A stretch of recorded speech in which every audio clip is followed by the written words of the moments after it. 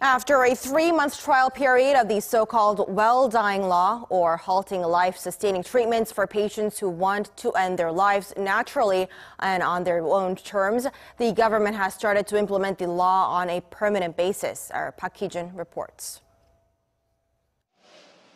Beginning February 4th, the so-called well-dying law goes into effect, under which terminally ill patients can choose to die with dignity by refusing artificial life-prolonging treatments.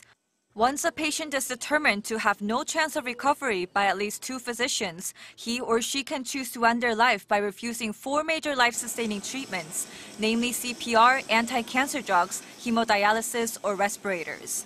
However, they cannot refuse treatment for pain relief or supply of nutrition, oxygen, and water.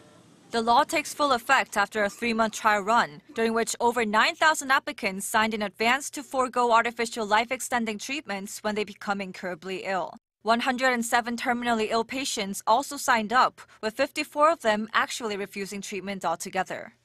Korean society has long demanded for a law that prevents the meaningless extension of life. The public, especially patients, are welcoming the well-dying law not only to prevent becoming a burden to family, but also to die a peaceful death. Many people decided to sign up after witnessing how others went through painful deaths at the intensive care unit. They are very welcoming of the law as it spares them from going through such agony and allows them to die with dignity. But the system is far from perfect, with some areas requiring government intervention. Hospitals need to establish ethics commissions in order to issue the documents, but small hospitals lack the resources to do so. They require human resources and cost support from the government to entrust the job to larger hospitals or to form a joint commission among several hospitals.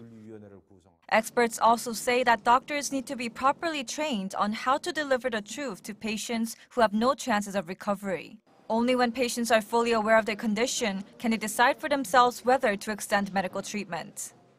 The well-dying law focuses on an individual's right to choose how to end his or her life when the time comes, in a manner that minimizes unnecessary pain on themselves and their loved ones.